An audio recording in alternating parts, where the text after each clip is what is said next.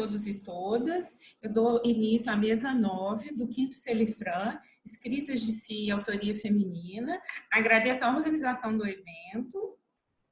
Agradeço também às monitoras aqui, aos monitores e monitoras, aqui no caso as monitoras particularmente Thaís Alves e a Dominique, que irão nos ajudar nessas mesas 9 também na 10.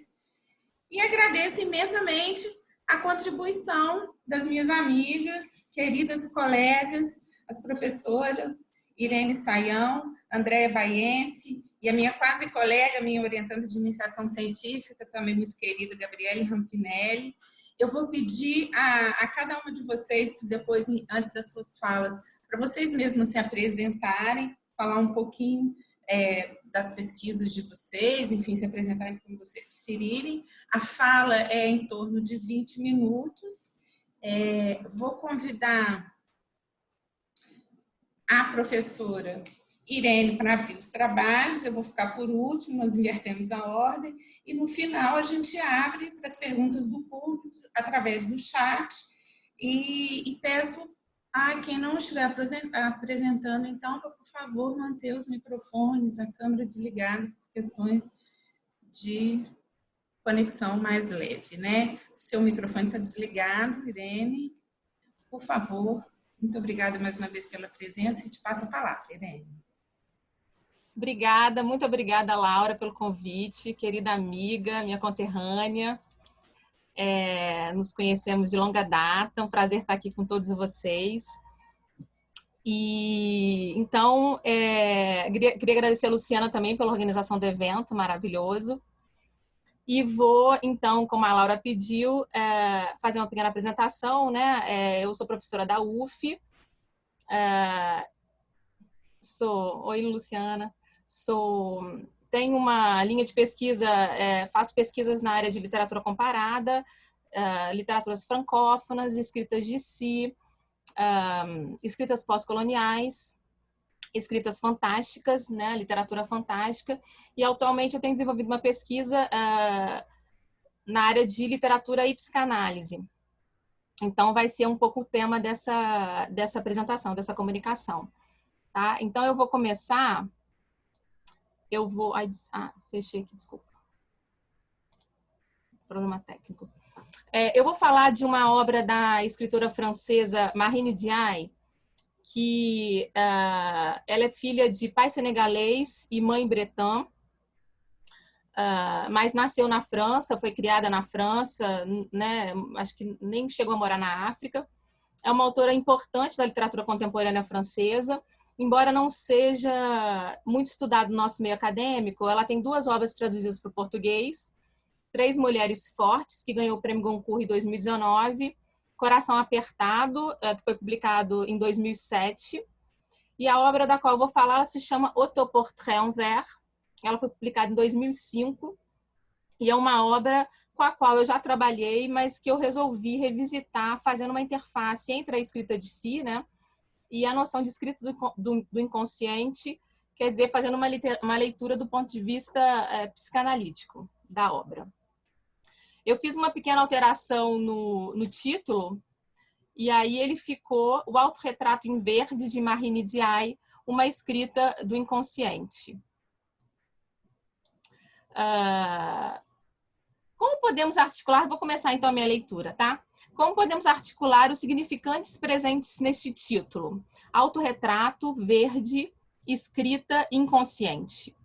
Se partimos do pressuposto que, segundo Jacques Lacan, o sujeito é um efeito dos significantes, que em rede dão lugar à sua existência, o que estaria em questão na noção escrita do inconsciente?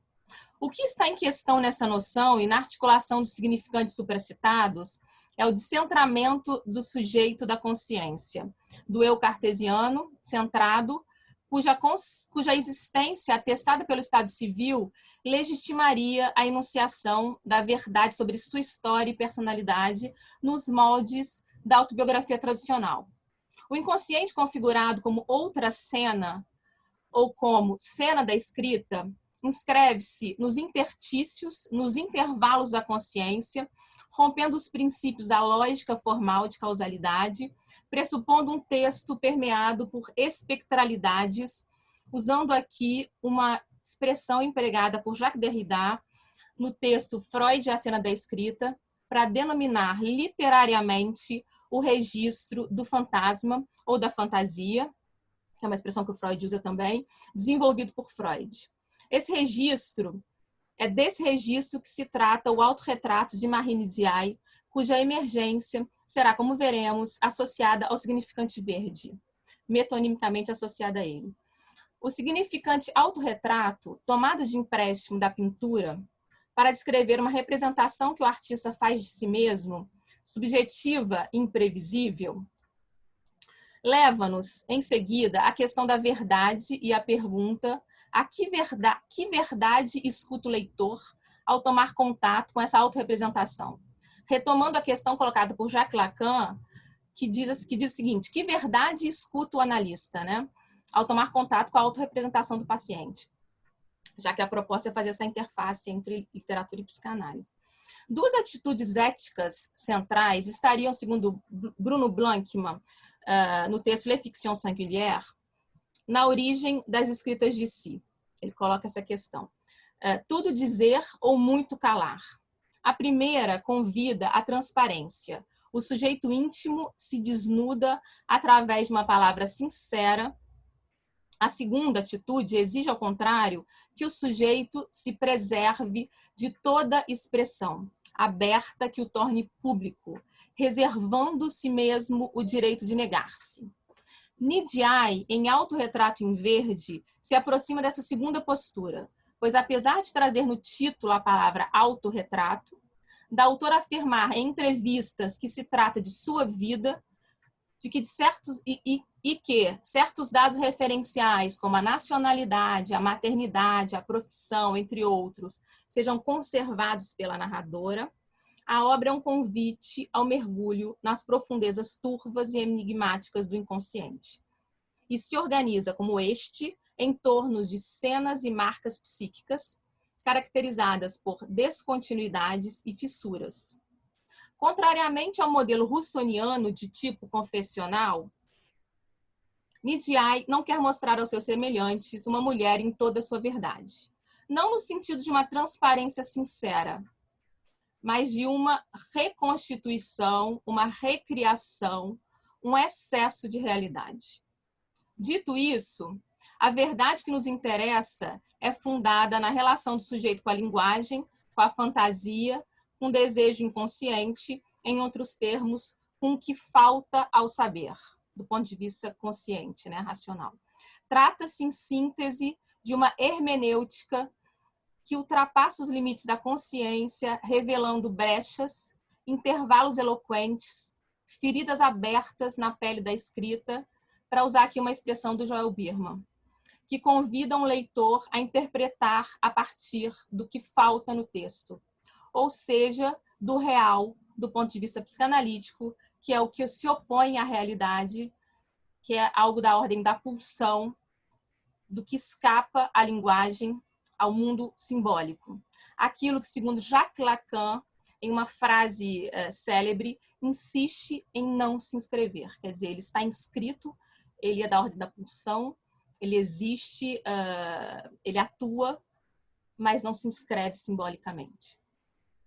Autorretrato em Verde tem como narrador uma personagem, suposto alter ego de Ndiaye, que não tem nome no texto, sobre a qual temos poucas informações objetivas, a não ser que é mãe de 4 filhos, mora nas proximidades do rio Garonne, vou manter o nome em francês do rio. Tomamos contato, todavia, com sua aguçada percepção da alteridade, sua inadequação com o mundo e com o ego. Em suma, com seu arquivo memorial inconsciente e profundamente íntimo. A obra é uma amálgama de gêneros: autorretrato, diário, autoficção e romance fantástico, intercalada por inusitadas fotos de mulheres contemporâneas e de época. As primeiras são desfocadas, o que não nos permite distinguir as suas faces. As outras, supostamente do século XIX, trazem fotos duplicadas de mulheres desconhecidas em pose, aquelas poses bem tradicionais do século XIX, né? São fotos bastante estranhas, é uma pena não poder mostrar aqui.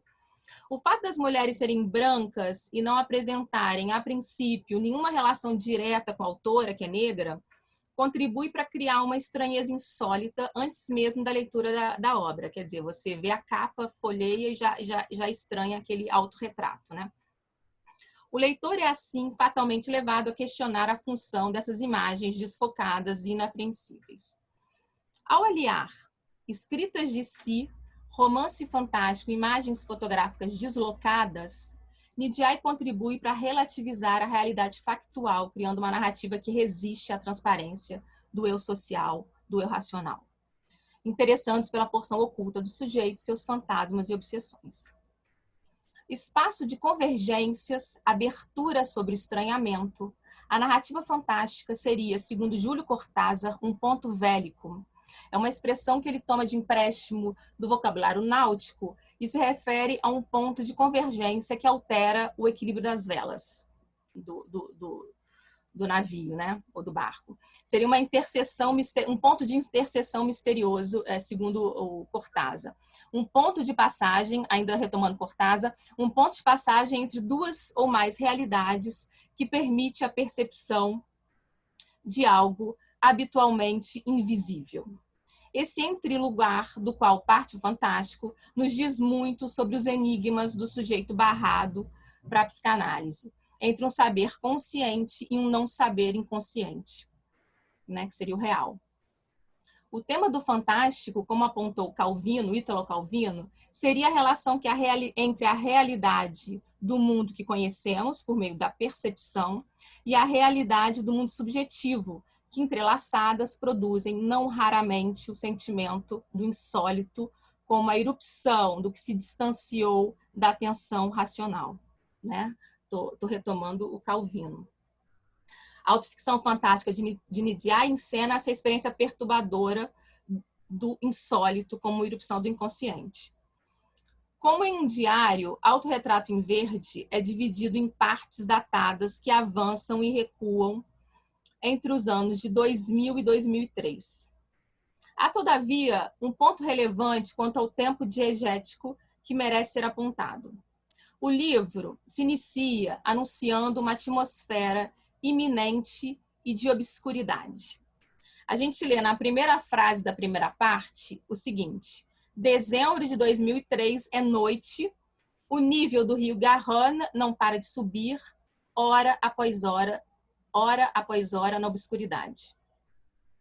O livro termina anunciando o fim da ameaça que ela associa a essa subida do rio, né?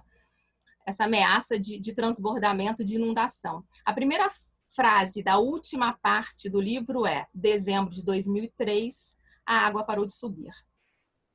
Como se o rio, La Garonne, fosse uma alegoria do sujeito narrador, cujo ego está prestes a transbordar no imprevisível, perdendo sua soberania. Essa atmosfera de tensão e instabilidade permanecerá durante toda a narrativa. Seu fim representa a volta a certa normalidade, que também pode ser associada à saída do mundo literário. Dezembro de 2003 é uma data significativa, pois representa a entrada da autora-narradora no que podemos chamar de cena da escrita inconsciente, mundo fantástico que romperá a cadeia da racionalidade cronológica, como se o tempo da escrita correspondesse ao tempo do transbordamento e da metamorfose. O que se passa entre a ameaça e seu fim é uma escrita fantasmática e onírica do eu. Nas bordas do rio Garonne, a narradora, mulher aparentemente comum, leva suas filhas, suas crianças à escola, até que a banalidade do cotidiano é surpreendida por uma estranha aparição que só ela vê. Uma presença verde, retomando a expressão da narradora, de cor vegetal e perigosamente feminina. A visão desse espectro, dessa femme en vert, fascinante e ambígua, surge como uma alucinação, abrindo-lhe irremediavelmente as portas do incognoscível. O que se instaura a partir daí é o sentimento da identidade que vacila. Essa visão fantasmática, fantasmagórica ou espectral, retomando a expressão de Derrida, que a narradora mais tarde supõe pertencer a uma certa Katia de Petitville, falecida há 15 anos, promoverá uma série de reminiscências insólitas à narradora. É interessante, só um pequeno parêntese para mencionar esse nome, Katia de Petitville, que é um nome, um sobrenome comprido, né? Que a gente supõe, que o leitor supõe, logicamente, que haverá uma explicação sobre esse espectro, essa presença, quem é ela, de onde ela vem, qual a relação com a narradora, mas não há. É um significante que aparece nesse sentido, deslocado e esvaziado de sentido. Ele funciona um pouco como uma projeção subjetiva da narradora. A gente não tem muita informação sobre ele, nenhuma informação efetiva. E aí é interessante pensar também que a narradora é uma narradora sem nome, e essa personagem fantasmagórica, ela tem nome, sobrenome, um nome e sobrenome que reaparece diversas vezes no texto, né? Essa entrada dessa figura espectral, ela marca uma mudança no olhar da narradora, como se um véu de fungente irrealidade, uma expressão da própria narradora, um filtro verde, tivesse alterado sua percepção da realidade, fazendo-a finalmente distinguir o invisível. Nesse retorno do recalcado, retomando uma expressão psicanalítica, a narradora revisitará seu passado, sendo capaz de perceber todo o verde nele contido e de reconhecer as diversas mulheres de verde que assombraram sua vida. Mulheres sádicas, sedutoras ou simplesmente desamparadas. Sua mãe. Minha mãe é um tipo de mulher de verde que eu jamais conheci. Intocável, decepcionante, mutável, muito fria. Uma antiga professora do maternal. Me vem à mente a inquietante lembrança de uma mulher de verde, do tempo da escola maternal. Brutal e corpulenta, nos ameaçava com a prisão se comêssemos lentamente demais ou sujássemos a roupa. E até mesmo o rio La Garonne, de águas turvas e imprevisíveis, é associado a essa presença verde. Claro que eu não vou ter tempo de trazer outros exemplos, mas são muitos os exemplos que ela traz, associado a esse significante verde. Ao longo da narrativa, outra presença supostamente sobrenatural, uma coisa negra e rápida, palavras da narradora, indefinida, surgirá rondando a cidade. Mas, ao contrário do espectro, será vista por todos como uma alucinação coletiva, salvo pela narradora. Assim como em uma narrativa de enigma, leitor e narradora procuram pistas. Como compreender tais fatos? Trata-se de ilusão? O mundo real continua intacto? Ou o sobrenatural realmente aconteceu? O que seriam todas essas mulheres de verde? Desdobramentos? Versões da autora, ela própria, uma femme envers? Ou talvez de sua mère envers? Essa hesitação que caracteriza o fantástico, né, amplamente discutida por Todorov, provoca, segundo Freud, um sentimento de estranheza porque transita no plano da inquietude psíquica, o medo, intelectual, a dúvida. E amedronta, pois remete ao conhecido, ao familiar, ao que foi recalcado. Mas que foi recalcado, né? Algo familiar que foi recalcado. Daí o sentimento de estranheza.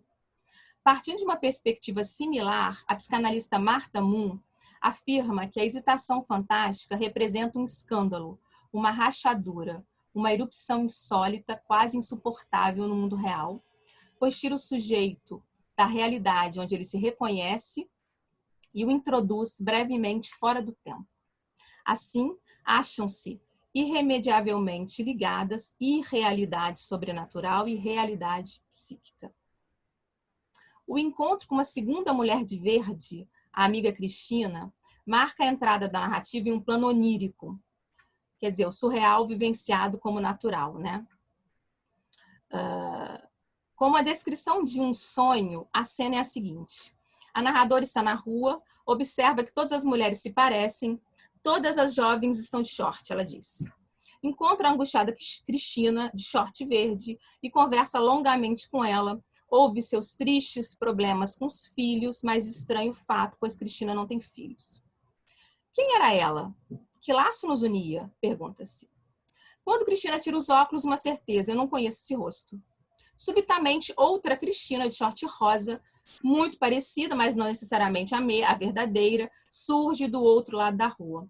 A narradora, então, decide abandonar a Cristina de verde, estranha e real, e ir ao encontro da Cristina de rosa, autêntica, real, com a qual manterá exatamente o mesmo diálogo que acabara de ter com a outra Cristina como um déjà vu, que é um conceito freudiano interessante, também que remete ao que eu acabei de dizer, que, de maneira bem sintética, corresponde ao sentimento de uma recordação de uma fantasia inconsciente. Ou seja, o sujeito recorda algo que não chegou ao consciente, né? Ele recorda uma fantasia, daí um fantasma, daí essa impressão de estranheza. A produção onírica, ao contrário de irrealidade, pode ser entendida do ponto de vista psicanalítico como um excesso de realidade.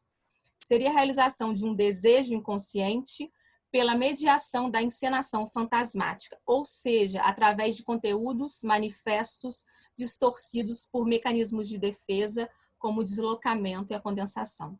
Então, o deslocamento é uma estratégia especialmente interessante nessa obra da Marie Ndiaye. Ela transfere, é um mecanismo que transfere emoções ou fantasias associadas a determinado objeto, imagem, para um substituto de menos intensidade psíquica, né, ou mais aceitável para aquele sujeito. Eu citaria o exemplo das fotos, né, deslocadas, do nome da narradora que é deslocado, a filha tem o nome dela, não ela, das falas dos personagens que são deslocadas, personagens dizem coisas que poderiam ser ditas pela narradora, que tem relação com as problemáticas existenciais dela, enfim, são inúmeros exemplos. E a condensação, que é um processo de condensar emoções em um grupo de ideias em torno de uma única ideia, signo ou alegoria, que também é muito empregado pela Marie Ndiaye nesse texto. A impressão que se tem é que quanto mais intensa a problemática existencial, a angústia do real que se pretende encenar, mais distorcida fica a narrativa e mais polifônico e nebuloso se torna o eu. Assim, vemos os personagens Assim vemos os personagens se duplicarem. A exemplo da Cristina de verde e da Cristina de rosa, todos os personagens possuem duplos, né? Duplos em verde, ou então versões alteradas deles mesmos. De diferentes maneiras, isso acontece no texto. Alguns personagens, como eu falei, dizem coisas que lembram a própria vida narrativa da personagem, né? Nessa estratégia de deslocamento. A duplicação, como um excesso de realidade, pode ser entendida como um modo de desdobramento do ser que desperta o autoconhecimento, tendo em vista sua capacidade de levar o sujeito a perceber no outro duplicado algo que talvez fosse incapaz de perceber em si mesmo, né? Esses desdobramentos e deslocamentos traduzem um sentimento de desajuste por parte da narradora, a um só tempo, sujeito da razão e da falta do saber inconsciente, da falta a saber inconsciente. Essa falta a ser, considerada por Lacan como cerne da experiência psicanalítica, é o que no texto se manifesta pela onipresença do significante verde, né, do tema central da obra, metonimicamente associado à cadeia fantasmática recalcada da narradora. Esse filtro que se coloca entre ela e o mundo também pode ser compreendido como a própria obra literária, que desperta a autora narradora de seu estado ordinário, alterando sua percepção do mundo e de si mesma. Penso nesse sentido o espectro, né, da Kátia como uma projeção especular literária da autora, cuja visão a faz ver o invisível. A narradora vê o que não existe, não vê o que existe, ou vê o que existe duvidando do que vê. Em outras palavras, vê o que há de terrível ou maravilhoso por trás da banalidade do mundo, do que escapa à ordem e às identidades sólidas. o fantástico autoficcional de Nidiai, como a imagem do ponto vélico proposto por Cortázar, multiplica os ângulos de percepção, admitindo a realidade fraturada de um mundo regido por ambivalências e enigmas potencialmente humanos. Concluo com uma citação reveladora no que sinaliza de renúncia de uma inscrição plena da narradora do mundo real, articulado por princípios da lógica e da racionalidade, né? Pelo princípio da realidade. Trata-se de uma reflexão sobre o lugar que as mulheres de verde ocupam em seu imaginário. Tudo se passa durante uma visita da narradora à casa das irmãs, que há muito não via, por desinteresse, rejeição ou repugnância. Palavras da narradora. Elas vivem em um mundo ordinário e monótono, consoladas, quase estabelecidas. Trata-se do que há na vida de mais ordinário. Por que isso é tão triste? Se pergunta ela. E é justamente nesse momento de encontro com a banalidade do mundo, após um lampejo de felicidade que logo se cobrirá de tristeza, que sua femme envers, o espectro de Katia de Petiteville, e ao mesmo tempo sua projeção espectro ou especular literária, a abandona sozinha frente à realidade. É nesse exato momento que ela se questiona se suportaria viver como as irmãs, carregando só seus medos e desamparos, sem mergulhar em um mundo subterrâneo, onírico e fantasmático. Somente pelas vias de uma enunciação norteada por um desejo que desterritorializa e promove o encontro singular do inconsciente, poderá inscrever sua existência, curar-se, no sentido etimológico do termo, de cuidar-se, em um processo contínuo e não finalizado de elaboração do real. Eu vou finalizar com a citação e termino. Citação da narradora. Me vem em mente um pensamento maldoso, como quem sorve um chá sem gosto naquela pequena cozinha, que a minha visita de caridade a essas duas garotas que a minha visita de caridade a essas duas garotas não valia a perda de Katia de Petiteville, pois temo tornar-me um ser insensato se todas essas mulheres de verde desaparecessem uma após a outra, deixando-me na impossibilidade de provar suas existências, minha própria originalidade. Pergunto-me em seguida, na cozinha bem limpa das minhas irmãs, como tornar suportável um mundo, uma vida desprovida de mulheres de verde, desdobrando em panos de fundo suas silhuetas equívocas. Preciso, para atravessar calmamente esses momentos de estupor, tédio profundo, apatia e desamparo, lembrar-me de que elas adornam meus pensamentos, minha vida subterrânea e que estão lá, ao mesmo tempo, seres reais e figuras literárias.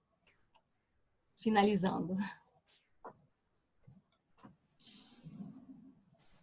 Ótimo, Irene. Muito instigante. Gostei demais. Daqui a pouco a gente conversa no momento dos debates, tá? Muito obrigada. Passo a palavra agora a Gabriele Rampinelli, que vai falar sobre aspectos da narrativa de filiação em Annie Ernaux. Você se apresenta, por favor, Gabriele. Vou fechar aqui. Vamos fechar, por favor, Irene.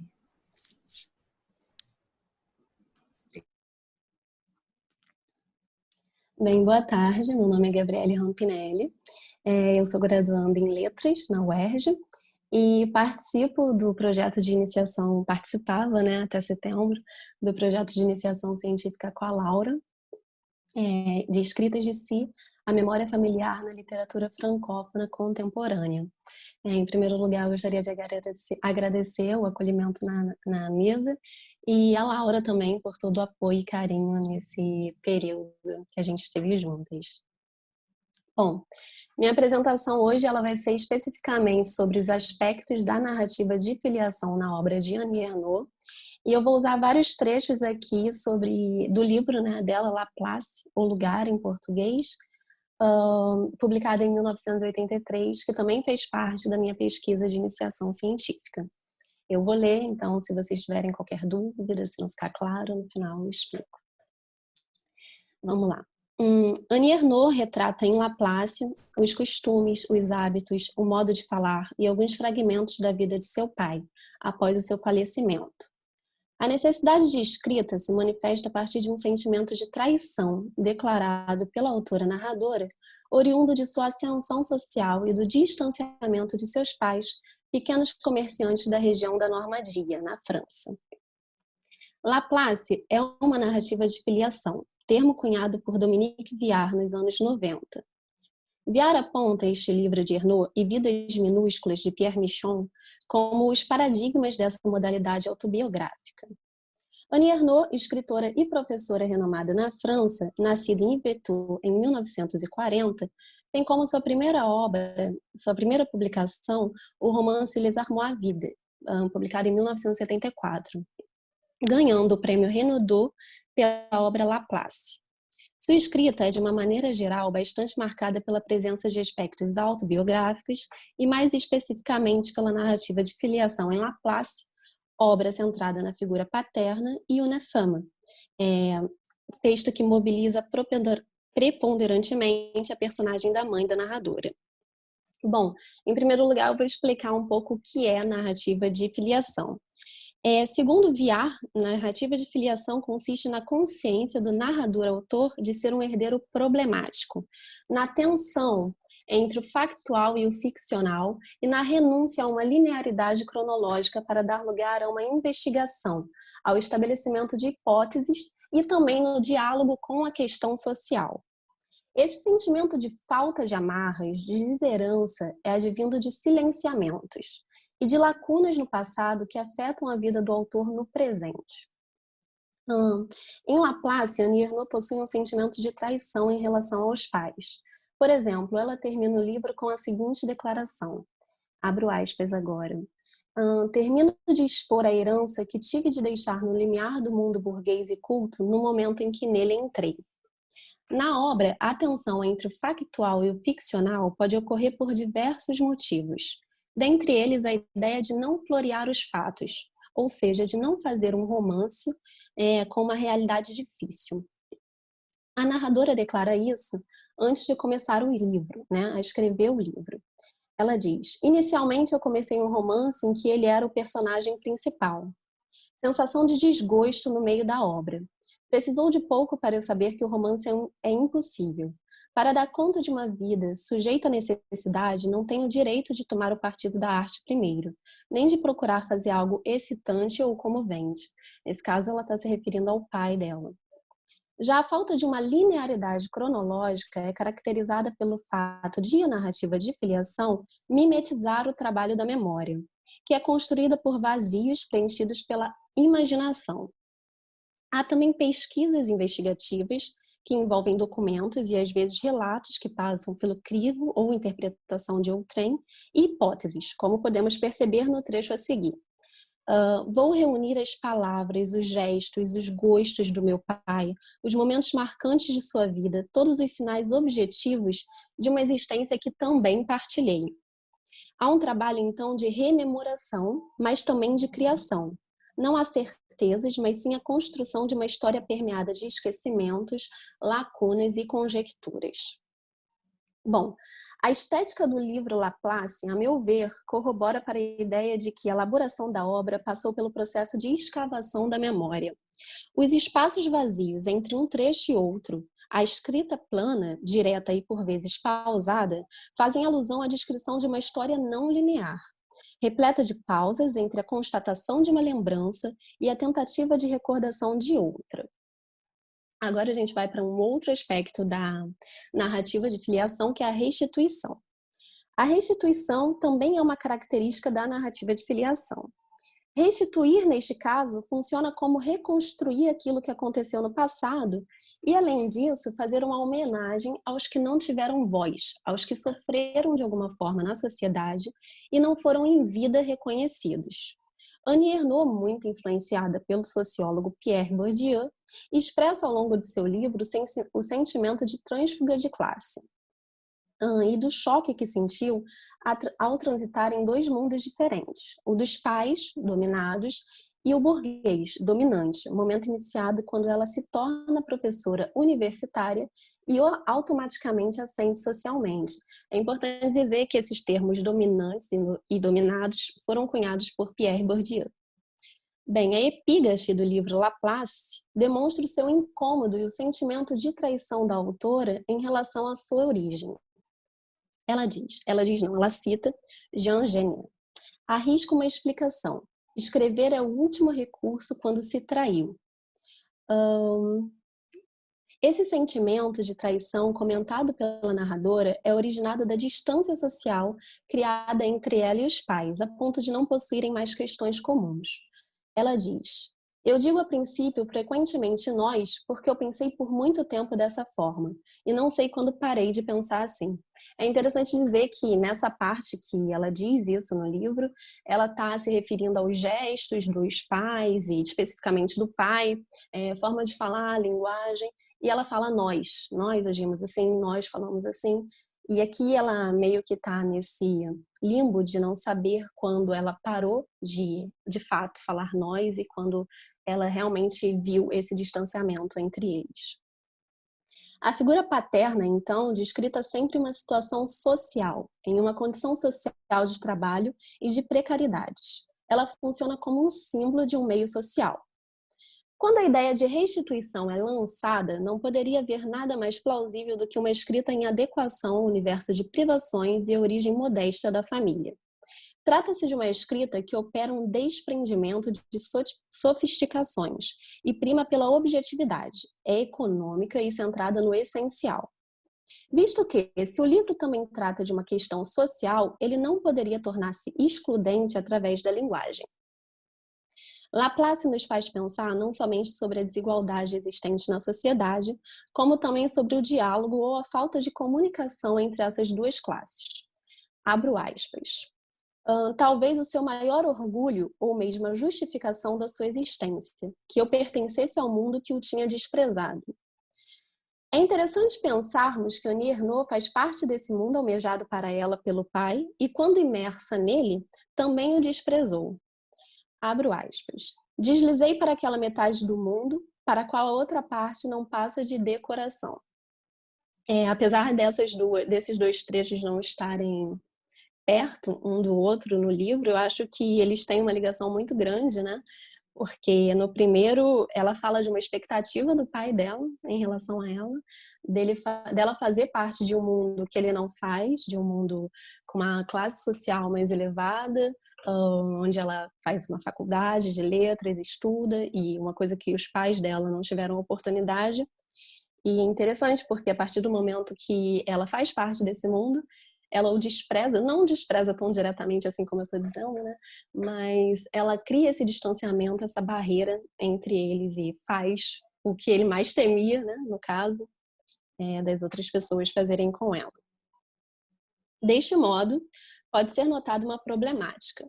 Se Annie Ernaux, que transitou entre os dois mundos, distanciou-se e estranhou seu passado ao adentrar no mundo burguês, é de se crer que o indivíduo que passou toda a sua vida no lado dos dominantes teria ainda mais dificuldade em dialogar ou compreender o mundo dos dominados. Eis então um distanciamento evidente entre as duas classes. Abro aspas. Durante todo o tempo que escrevi, corrigia também pontos, preparava modelos de dissertação, porque sou paga para isso. Este jogo de ideias causava-me a mesma impressão que o luxo, sentimento de irrealidade, vontade de chorar. Bom, esse trecho demonstra a presença de um sentimento de culpa após a morte do pai dela.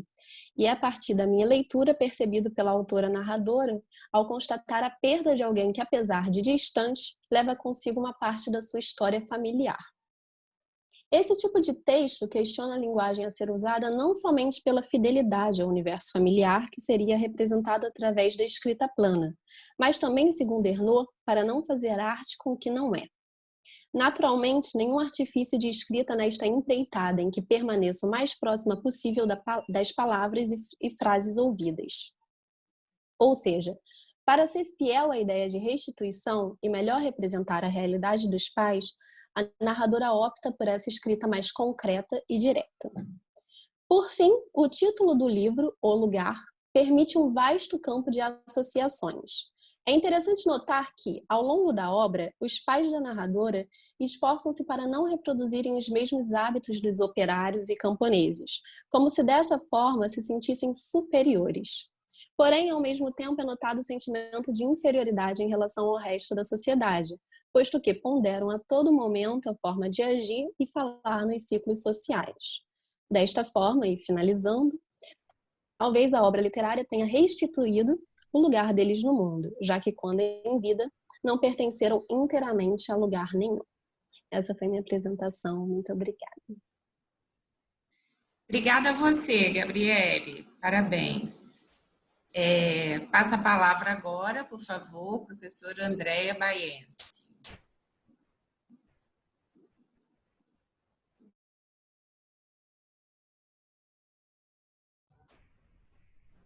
Oi. Bom, boa tarde. Eu me chamo Andréa Baiense, eu sou doutora pela Universidade Federal Fluminense e professora da Aliança Francesa.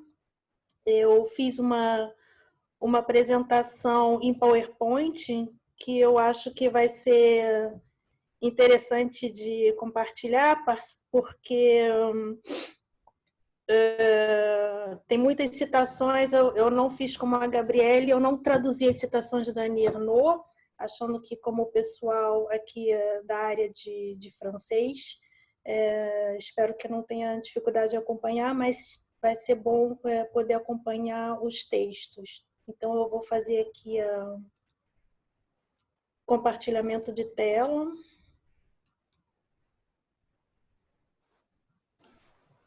Entrou, Andréia? Tudo certo? Certo.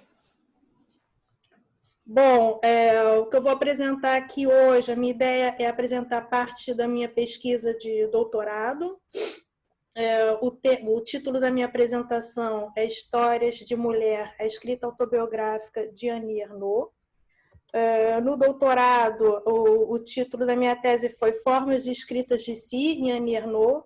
O que eu fiz no doutorado, nesse trabalho, foi tentar mostrar a variedade de formas de escritas de si que aparecem na obra de Annie Ernaux. Vou tentar não repetir muito o que a Gabriele já falou, que a Gabriele já apresentou a escritora, né, a francesa, nascida em 1940. Hoje ela tem uma variedade de textos publicados, ela ainda é viva, né? Ela tem romances, relatos autobiográficos, diários, entrevistas, ensaios.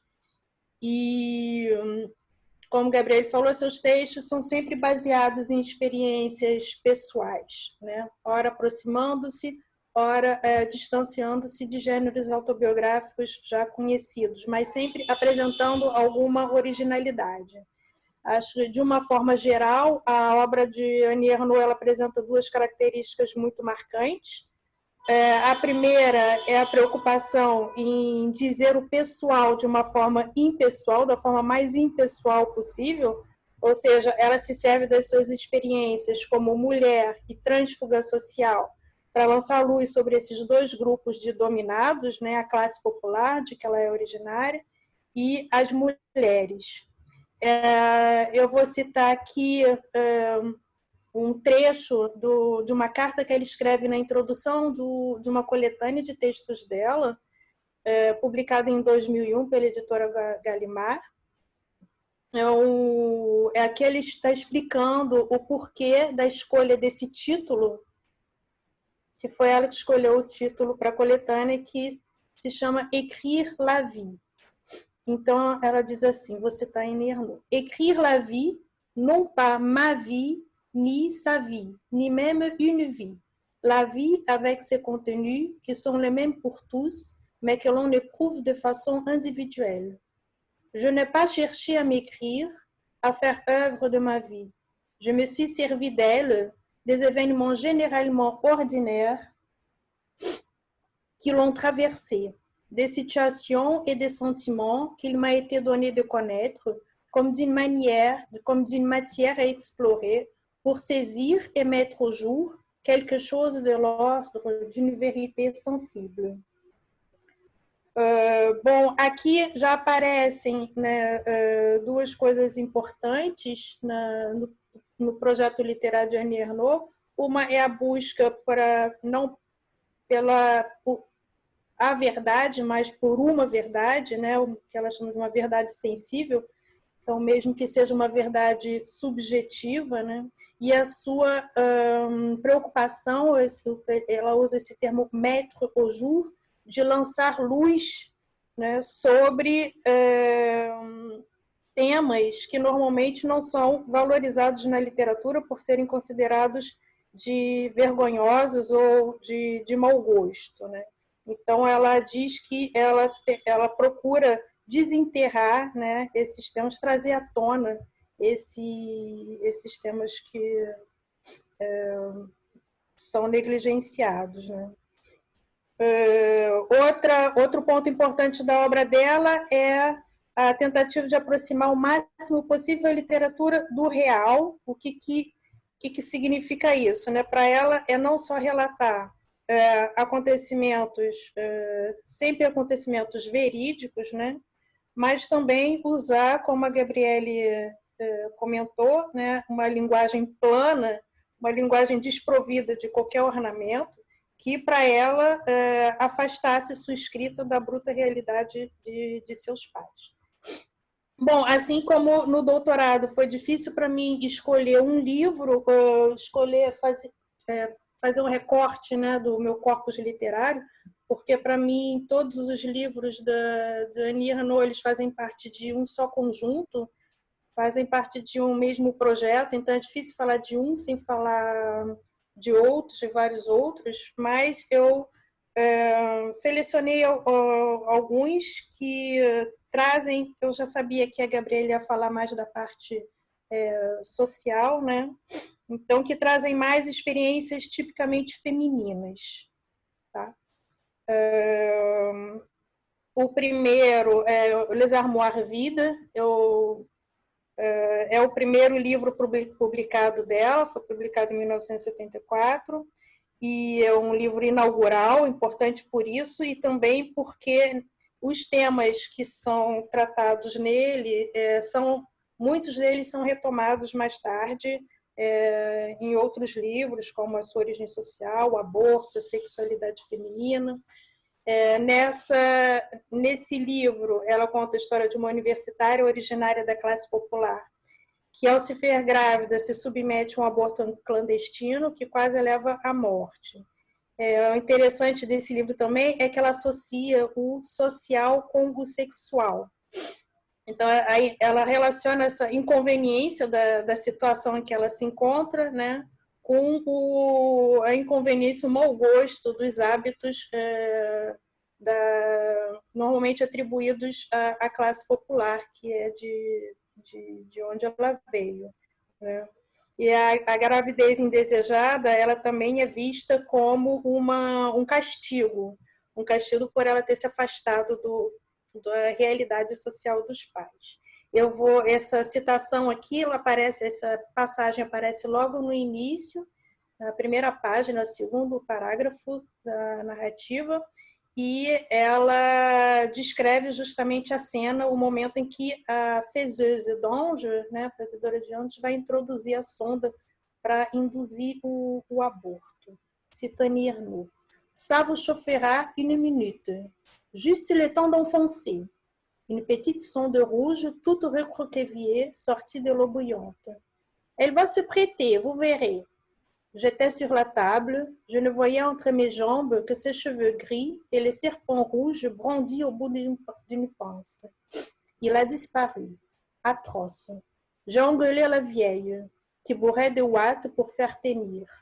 Il ne faut pas toucher ton quat'sous, tu l'abîmerais. Laisse-moi embrasser les petites bonbons, là, entre les lèvres, crocheter, bousiller, colmater. Je me demande s'il pourra jamais resservir. Então, nós vemos também nesse primeiro livro, né, por essa passagem, que ela já busca uma escrita bastante realista, a experiência é relatada de maneira bastante crua, direta, sem medir palavras e sem medo de chocar, né? Nesse primeiro livro também, ela já critica a educação dada às meninas, que contribui para eternizar a situação de inferioridade das mulheres, né? Apesar de seus pais não serem um casal tradicional, em que a mulher é submissa ao homem, sua mãe era uma mulher muito forte, mesmo autoritária, né? O discurso deles é muitas vezes contraditório. Ao mesmo tempo que eles incentivam os estudos dela, eles têm medo que ela não arrume marido, que ela fique para titia, coisas assim. E, além disso, teve a escola religiosa, a escola privada religiosa que ela frequentou, né, que só reforçou esses estereótipos homem-mulher, né, e contribuía para sentimentos de vergonha, principalmente em relação ao corpo e à sua sexualidade. Outro livro que eu gostaria de falar é o Mémoire des Filles, que está em outro extremo, é o último livro dela publicado. Nesse livro, ela vai contar a primeira relação sexual, desmistificando o momento da perda da virgindade, que normalmente é supervalorizado, né, idealizado, mas somente no caso das mulheres, né? Isso não acontece com os homens. O episódio se passa numa colônia de férias, em que ela vai trabalhar como monitora e se vê pela primeira vez longe da vigilância dos pais. Ela está com a cabeça cheia de sonhos, cheia de ideias românticas, né? E principalmente com muita curiosidade em relação aos garotos e ao sexo. Até o momento, o contato dela com o mundo dos garotos, com o mundo dos meninos, era cheio de interditos, né? Ela foi educada para evitá-los ao máximo. E na colônia, tudo que ela quer é matar essa curiosidade e viver a sua primeira história de amor. Mas a experiência se revela desastrosa, como podemos ver aqui nessa passagem, em que ela relata exatamente esse momento da primeira relação sexual. Vou citar Annie Ernaux. Ils sont dans sa chambre à elle, dans le noir. Elle ne voit pas ce qu'il fait. À cette minute, elle croit toujours qu'ils vont continuer de s'embrasser et de se caresser au travers des vêtements sur les lits. Il dit « Déshabille-toi ». Depuis qu'il l'a invitée à danser, elle a fait tout ce qu'il lui a demandé. Entre ce qui lui arrive et ce qu'elle fait, il n'y a pas de différence. Elle se couche à côté de lui sur le lit étroit, nu. Elle n'a pas le temps de s'habituer à sa nudité entière, son corps d'homme nu. Elle sent aussitôt l'énormité et la rigidité du membre qu'il pousse entre ses cuisses. Il force, elle a mal. Elle dit qu'elle est vierge, comme une défense ou une explication. Elle crie, il la houspille. J'aimerais mieux que tu jouisses plutôt que tu gueules. Elle voudrait être ailleurs, mais elle ne part pas. Bom, a diferença de atitude entre o rapaz e a garota é gritante, mesmo que não possa ser considerado um estupro, porque ele tem o seu consentimento, trata-se de uma relação em que o homem está claramente em posição de dominação em relação à mulher, é somente o desejo dele que é levado em consideração. Essa é somente uma das várias situações de humilhação que ela vai passar nessa colônia de férias, né, muito ansiosa para arrumar namorados, o orgulho da coleção, como ela diz. Ela acaba sendo alvo de brincadeiras insultuosas, como no dia em que escrevem no espelho do quarto dela, no espelho do banheiro do quarto dela, com a sua própria pasta de dente, Vive les putes, viva as putas. E nesse livro ela mostra que não só o comportamento da menina, né, que era considerado impróprio por uma mulher, mas também o seu corpo, fora dos padrões, ele também parecia inadequado. Ela é descrita como alta demais, robusta demais, de quadris largos demais. Totalmente diferente da monitora loura de tipo mignon, a mais cortejada pelos garotos, e também seu modelo, tudo que ela queria ser. Aqui ela chama a menina de Elle, também a narradora mais velha aparece na primeira pessoa, e a narrativa é construída nessa alternância de olhares entre a jovem de 18 anos, inexperiente provinciana, e a escritora septuagenária, que se vê depois de tantas histórias vividas, de tantos livros escritos, ainda imbuída da tarefa de tentar entender o fracasso dessa primeira experiência amorosa. E o último livro de que eu queria falar é La Femme Gelée. Nesse livro, a narradora, a personagem principal, a narradora já aparece como uma mulher casada, mãe de 2 filhos, professora e escritora, mas que se vê impedida de escrever por falta de tempo e de tranquilidade para trabalhar, o que é muito bem ilustrado nessa passagem que eu vou ler. Le Bicou d'Or, papier stylo, n'importe quoi, journal, poème, roman. Lentis qu'il se réveille, pas seulement. Je n'arrive pas à croire à la réalité de ce que j'écris. Une sorte de divertissement entre l'avocat aux crevettes, la promenade de l'enfant, du faire semblant de création. Les bicous se réveillent, les sérieux recommencent. L'habiller, le faire goûter, aller au jardin, demain la pause littérature. Le mieux, pendant les siestes, c'était encore de feuilleter le Nouvel Observateur, faire des réussites ou bronzer sur le balcon, ce qui convenait à ma vie maintenant. E então a gente vê nessa passagem, né, essa tentativa frustrada dela de atingir um modelo de mulher, aquele modelo de mulher que consegue dar conta de tudo, né? Aquela mulher, como diz a Virginie Despentes, né, nos é esfregada o tempo todo na cara, né, e com a qual deveríamos nos esforçar para parecer. Que para Virginie Despentes, essa mulher idealizada, ela simplesmente não existe. Eu quis falar sobre esse livro, La Femme Gelée, porque eu pensei muito nele agora, há pouco tempo, relendo um livro da Virginia Woolf, que todos devem conhecer, que é Um Teto Todo Seu. Ter relido Um Teto Todo Seu me fez ter vontade de voltar aos textos da Annie Ernaux com um novo olhar, com uma questão que eu tinha pensado muito na tese, quando eu estava fazendo a tese de doutorado. A Virginia Woolf, nesse texto, ela fala da necessidade da escritora, do escritor, de ter independência financeira e um teto todo seu, seja uma casa, um quarto, para poder escrever com tranquilidade, né? E ela fala também da importância da integridade do escritor, de ele conseguir manter a sua integridade, que para ela é a sua capacidade de convencer de que aquilo que ele escreve é verdade. E isso acho até que vem de encontro com essa fala da narradora de La Femme Gelée, que não acredita, né, na realidade do que ela está escrevendo.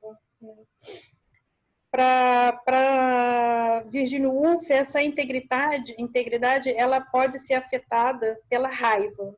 Isso principalmente no caso das mulheres, né, que foram oprimidas. Ela acha que essa opressão, essa dor, o sofrimento, ele pode afetar negativamente a escrita.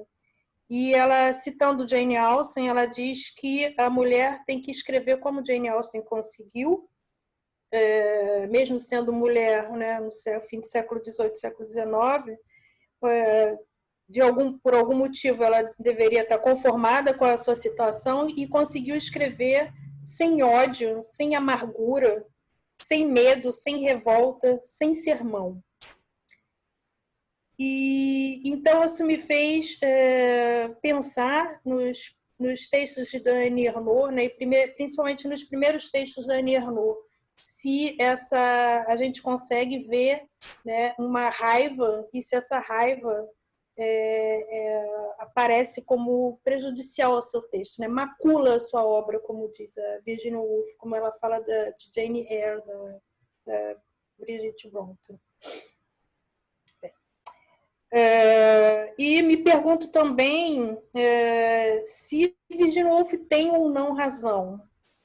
se a mulher precisa realmente se despir da raiva, deixar de lado a revolta para escrever com mais liberdade, ou se, ao contrário, a raiva e a revolta são também importantes, são necessárias para impulsionar a escrita das mulheres, para promover reflexões e mudanças. A Virginia Woolf foi uma escritora muito cara a Annie Ernaux, influenciou bastante a sua escrita, como ela diz em entrevistas, né? E, inclusive, também foi uma descoberta minha há pouco tempo, eu não sabia, na época que estava estudando Annie Ernaux, que as duas têm um livro com o mesmo nome. The Years, da Virginia Woolf, e o Les Années, da Annie Ernaux. Bom, era isso. Terminei. Que interessante. Obrigada, Andréia. As duas, então, têm o mesmo nome, não sabia também. Obrigada, daqui a pouquinho a gente conversa todas juntas. Vou, então, emendar a minha breve apresentação.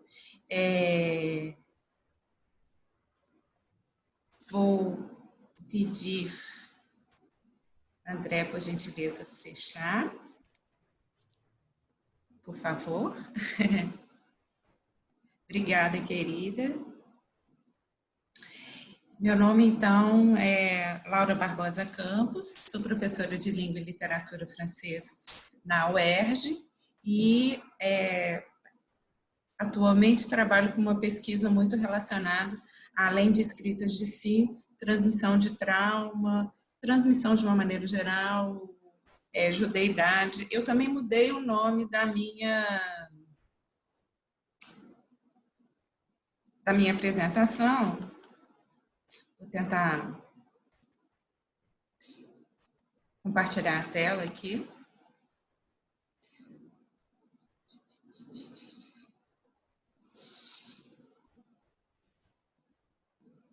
É isso não, peraí. Fiz errado.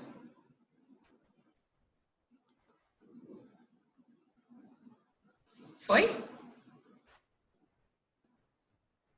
Foi, Laura. Obrigada.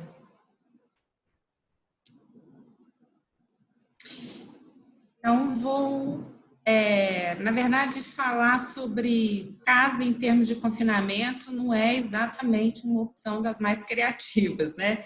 Mas trata-se aqui, na verdade, de um tópico bastante recorrente nas escritas de si, né? Para muito além de pandemia, vai de Colette a Lydia Flemme, Annie Ernaux, mas também passando por Perrec, Modiano. Não é uma questão que tem uma exclusividade da autoria feminina. O espaço sempre foi primordial e deu um problema aqui, peraí. O espaço sempre foi primordial para o ser humano e sua presença na literatura perpassa gêneros e épocas. Mas destaca-se atualmente o grande número de textos de autoria feminina que enfocam especificamente o ambiente doméstico. Está dando uns saltos aqui, né? Meio esquisito.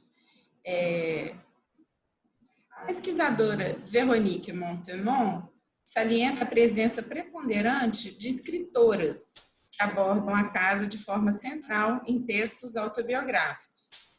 Montemont aponta também o fato das mulheres ocuparem uma posição de destaque na conservação dos arquivos familiares. As moradias são ligadas ao íntimo, às construções identitárias e marcam indelevelmente a memória familiar. Escrever sobre a casa significa despertar uma memória em facetas, autobiográfica, social, histórica, psicanalítica. Encontra-se nela, na casa, né, um ponto de sustentação às lembranças. Trata-se, então, de uma temática com diferentes interseções e com um caráter eminentemente multidisciplinar, bastante amplo. O filósofo Gaston Bachelard forjou o termo topoanálise referindo-se às pesquisas teóricas acerca do espaço no âmbito literário. Na topoanálise, deve-se considerar o espaço e os objetos que o compõem, bem como as suas relações com o espaço interno do sujeito.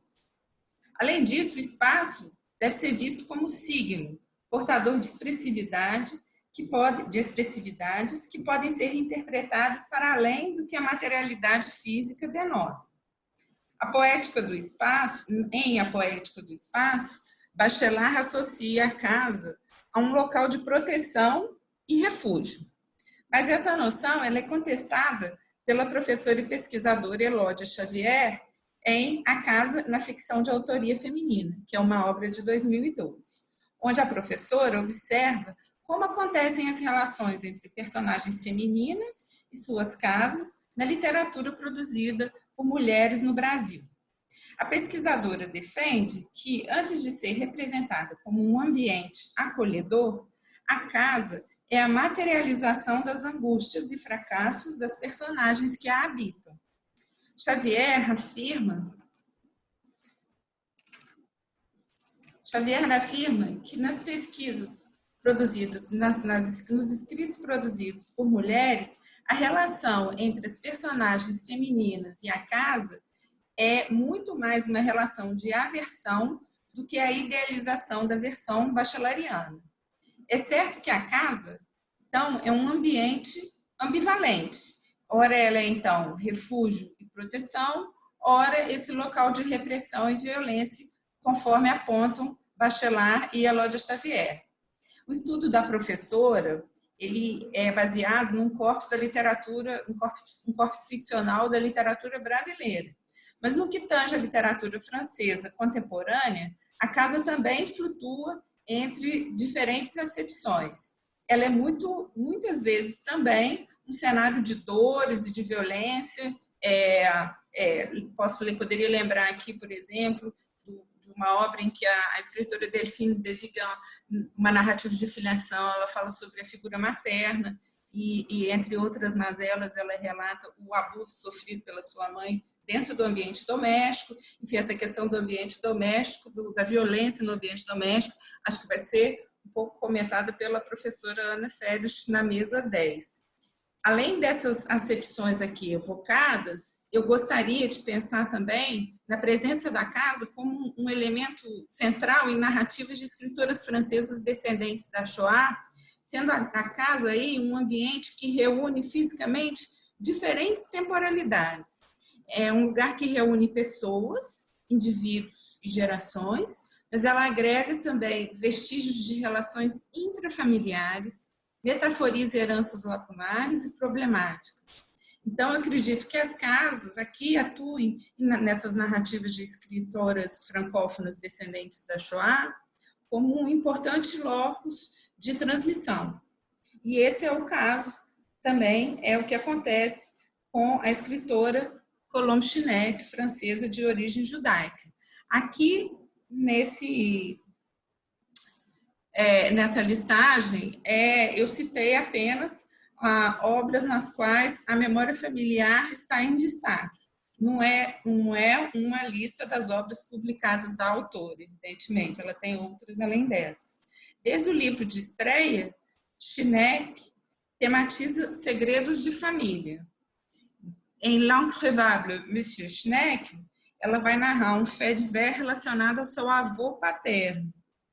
Em La Réparation, uma obra de 2012, ela trata da história de parte de sua família materna e de circunstâncias trágicas relacionadas à morte da avó e de primos em Auschwitz. Então, as problemáticas do trauma coletivo e do silêncio relacionado a um segredo de família, mais uma vez, aparecem intimamente associadas. No ano de 2018, Schneck lançou As Guerras de Meu Pai, que, como o título indica, é centrado na figura de Gilbert Schneck, pai da narradora. E a obra que me interessa aqui hoje é Vale de Grace, uma obra de 2009, é o terceiro livro da autora, é das suas primeiras publicações. Vale de Grace é o nome de uma igreja, é o nome também de um hospital, de um bairro, também é o nome de uma rua, no coração da capital parisiense, numa localização privilegiada de Paris, no coração da capital francesa. Nesse relato de infância de Schenck, Val de Grâce é a forma como a narradora se refere ao apartamento onde nasceu e viveu até os 23 anos. Nossa Senhora, está pulando tudo aqui, eu acho. Né? Desculpa, gente. Então, Val de Grâce, nessa obra, eu acho que eu vou tirar esse negócio melhor, né? Não.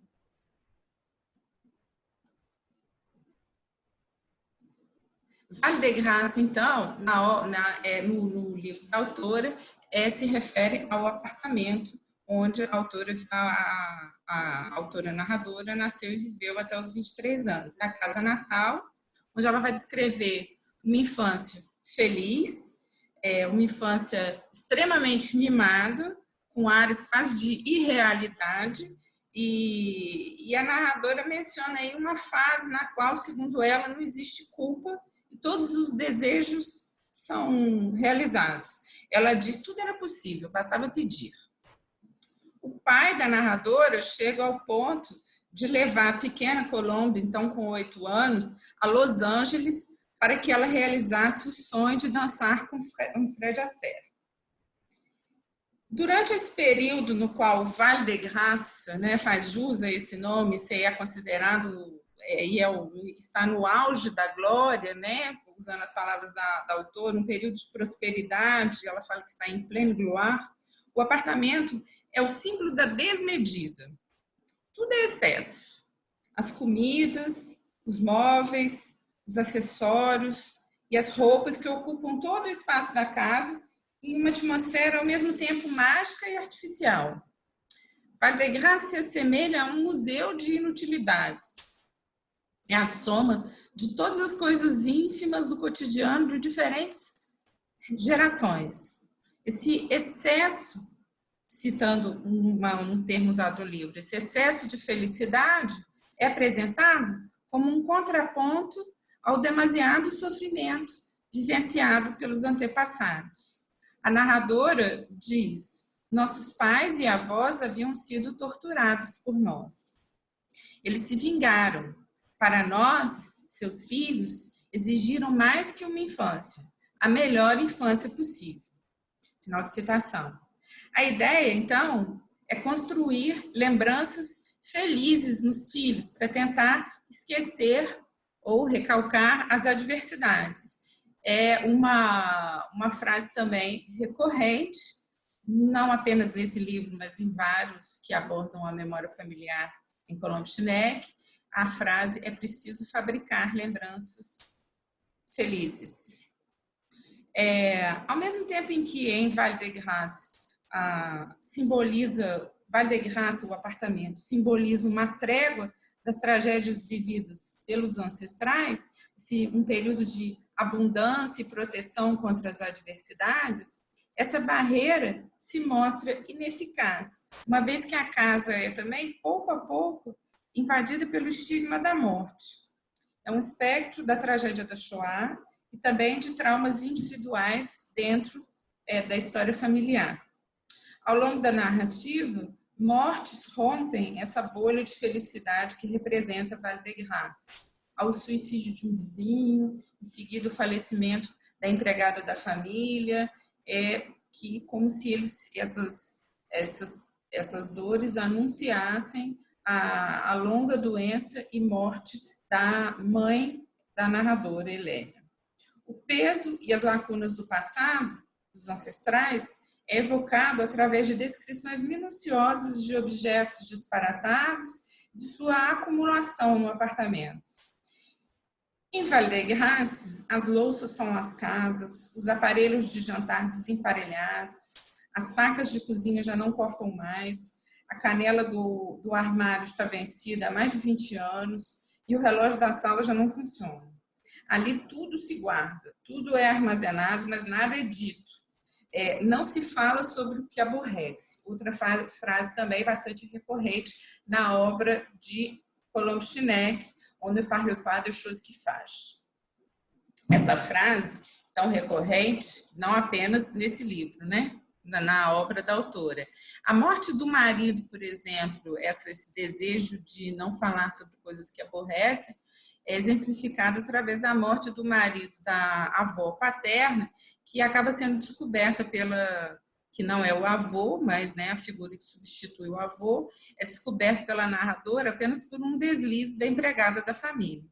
Os pais, então, dissimulam o tempo todo os sofrimentos, as adversidades da vida, ou tentam minimizá-las, e esse comportamento é denominado pela autora como sendo uma mentalidade muito Vale da Graça. Ela transforma, então, primeiro Vale da Graça vira uma espécie de substantivo comum, no sentido de ser sinônimo de domicílio familiar, e em alguns momentos também funciona como um adjetivo. A casa e os objetos que acompanham carregam uma história, então, não verbalizada pela família. A diversidade e errância da ascendência é também evocada através da descrição de utensílios cujos percursos também não são claros. Em determinado momento, a narradora diz: esse móvel está repleto até a borda de pratos e travessas de várias origens, louças que pertenceram a nossos avós maternos na Lituânia. Como elas chegaram intactas a Vale da Graça? Mistério. Em seguida, essa é uma citação bastante longa que eu cortei por motivos óbvios de tempo, mas ela continua mencionando louças oriundas da família paterna, outros objetos comprados em brechós dos anos 20 e 30, em Paris, em Londres. O peso desse legado familiar e o difícil acesso a eles é destacado no trecho em que ela diz assim: para pegar um copo é necessário demonstrar um certo talento acrobático, retirar uma pilha de pratos, levantar em parceria uma bandeja de vidro e saber recolocá-la, mantendo o frágil equilíbrio do conjunto. Eu acho que mais do que um talento acrobático, me parece que a autora, a narradora, ilustra bem nesse trecho o seu próprio trabalho de escrita. A casa e os objetos em desherança de Vale da Graça são constitutivos, a meu ver, do projeto literário de Colombo Schneck, de sua tentativa de elaboração de traumas transmitidos pelas gerações anteriores. Assim como em outras obras de autoras francófonas, descendentes da Shoah, o domicílio familiar e os objetos também que compõem esses elementos, que compõem esse domicílio, são centrais na narrativa, na transmissão dessa dolorosa memória familiar. Poderia citar uma pletora de nomes de escritoras de origem judaica descendentes da Shoah, que trazem o domicílio familiar como esse locus de transmissão da herança. Se vocês quiserem, a gente continua conversando. Vou abrir aqui para a gente fazer o debate, por favor. E se vocês quiserem, podem mandar também perguntas. Abrir a câmera, o microfone agora, e quem quiser se manifestar, ou fazer a pergunta pelo chat, como vocês preferirem. Tá bom? Vou abrir. Pessoal, coleguinhas da mesa, por favor.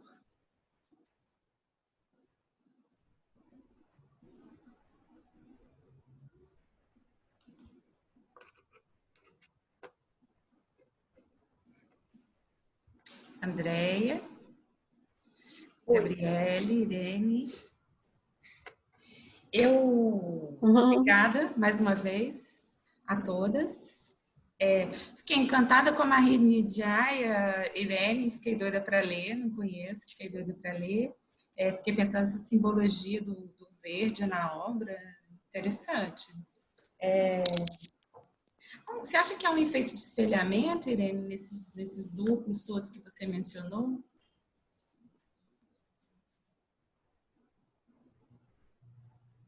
Está sem microfone. Desculpa, eu já estava falando aqui. Esquece. Sim, acho que com certeza tem uma projeção, né? E um deslocamento o tempo todo no livro. Uhum. a gente pode lê-lo de diferentes maneiras, né? Você pode até só ter uma experiência com aquele estranhamento, com aquela história. Ela conta várias histórias dentro do livro, de outras pessoas, inclusive, que não se trata dela, quer dizer.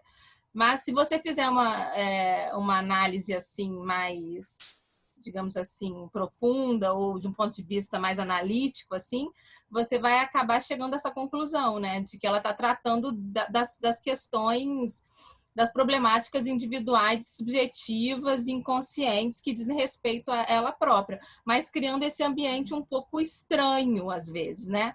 Mas não totalmente estranho.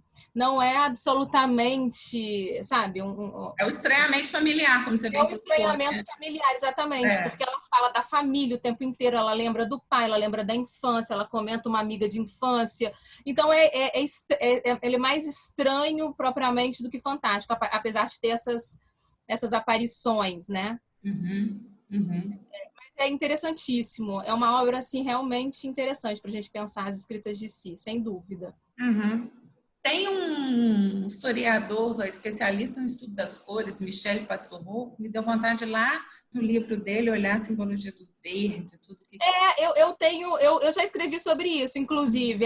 Ela mesma fala, ela foi questionada sobre isso, e ela fala um pouco disso, assim, é uma cor estranha, como é que é? Ela tem umas análises do verde, por que o verde, né? É uma cor um pouco diabólica, ela fala sobre essa questão do diabólico que tem nessa cor. Então, é uma coisa que causa um pouco de apreensão e de medo, né? É uma cor vegetal e perigosamente feminina, acho que é uma coisa que ela diz também. Depois analisando, né? Mas é estranho, porque o livro é autorretrato e ela fala, não, é uma obra que eu falo sobre a minha vida. E aí você fala assim, bem, como assim? Onde que eu te acho? A gente vai... Muito interessante. Mas é interessante assim, também pensar essa interface com a psicanálise, né? Freud, as escritas clínicas dele foram historicamente associadas a romances. Eles eram lidas não como ciência, eram lidas como composições literárias. Ele sempre foi, na verdade, ele via a princípio como uma crítica, né? No início lá da psicanálise, da escrita psicanálise, era uma crítica porque ele queria fazer ciência, queria provar que aquilo era uma ciência. E depois ele mesmo assume essa escrita, essa escrita clínica dele, os textos dele, como escritas próximas do romance mesmo, como composições literárias. E vamos falar dessa ficcionalização do fantasma, né?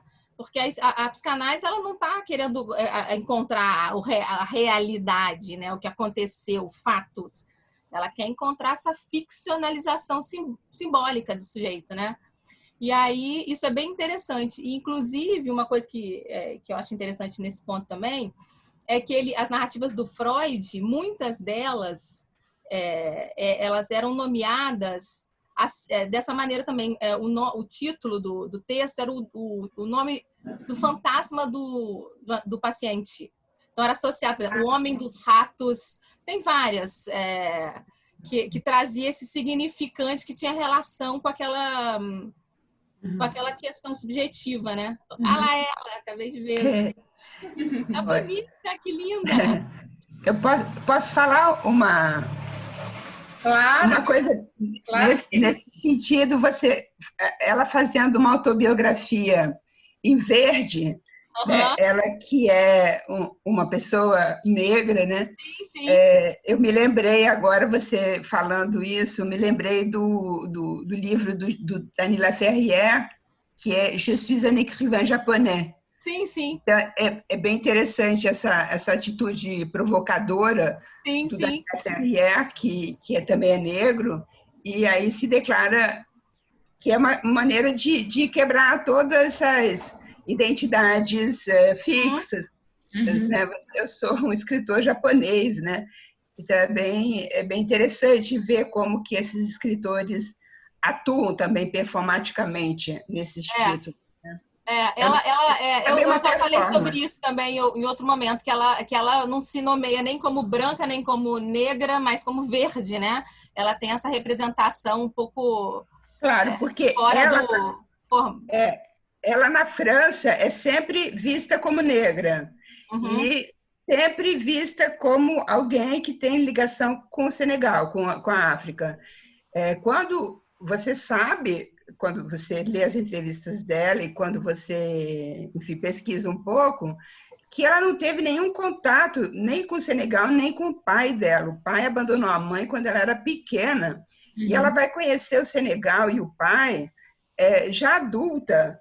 Então, assim, mesmo naquele livro que é As Mulheres Fortes, né, Les Trois Femmes Puissantes, esse Senegal que aparece é um Senegal que não é o Senegal da infância, né? Até na própria tematização que ela faz é um conhecimento exterior, digamos, não faz parte da intimidade, né, e da infância. Eu só queria levantar 2 pontos assim para a discussão das outras apresentações, né? Sobre a casa, que na exposição da Laura, eu me lembrei de uma frase da Patrícia Mello, no romance Mulheres Empilhadas, em que ela diz que a casa é o patíbulo da mulher.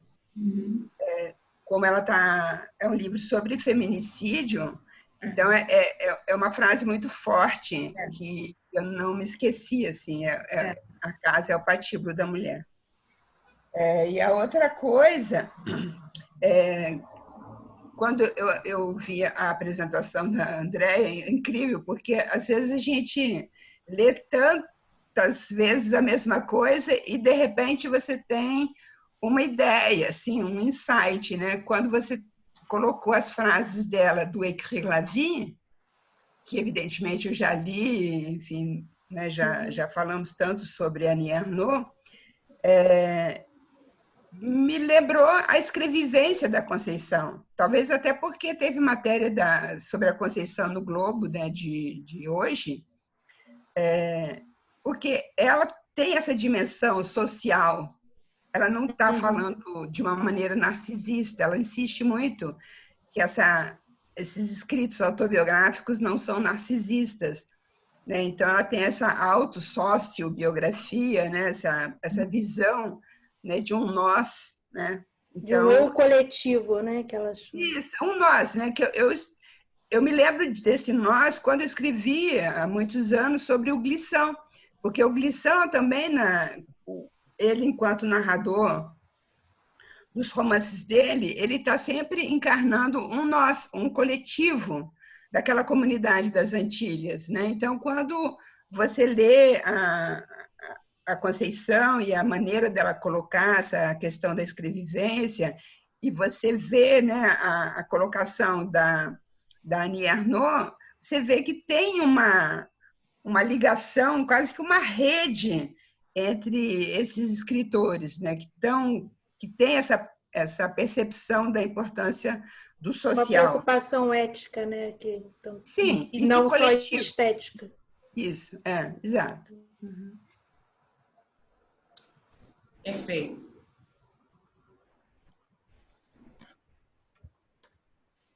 Estou olhando aqui se temos perguntas no chat, os colegas estão mandando parabéns.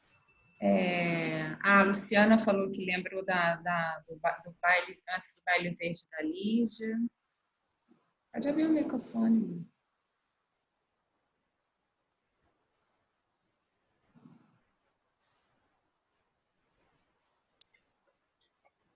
Não, só lembrei, não tenho nada a comentar, não. Tá. Porque faz muitos anos que eu não leio, mas a questão dos contos femininos, né, me lembrou, até deu vontade de reler para ver se tem alguma coisa interessante aí. Lígia é sempre interessante, né? Sim. E eu fiquei muito feliz também de poder reunir a Andréia com a Gabriele, porque a Gabriele gostou muito de ler a tese da Andréia, assim como eu também gostei muito. Mas aí também foi oportunidade para vocês se conhecerem. Foi legal ouvir a Gabriele falando. Eu vi. Obrigada. O Les Amis foi traduzido recentemente, quer dizer, acho que mais ou menos recentemente, talvez há uns 2 anos, né, André? Você sabe se existe tradução do Mémoire de Filles? Eu acho que ainda não. Eu acho que só existe Passion Simple e Les Années, que eu saiba. Laplace tem uma versão de português de Portugal, né? Que foi até que a Gabriele usou as traduções. Existe uma... Não português, uma versão. E vocês conheciam os anos da Virginia Woolf? Eu fiquei tão chocada. Que legal isso. Eu não conhecia, não. Fiquei chocada, assim. Falei, como é que escreve um livro?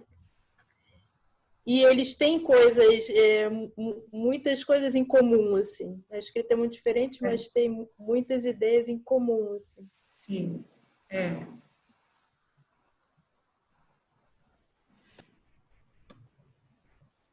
Tá ótimo. Muito obrigada, então, colegas. Fazemos, então, praticamente um pequeno intervalo, porque a segunda parte da mesa é como se, continuamos a escrita de autoria feminina, parte 2, com as professoras Euridice, Ana Fedrich e Gilda, daqui a pouquinho às 5 horas, tá bom? No link que você já tem.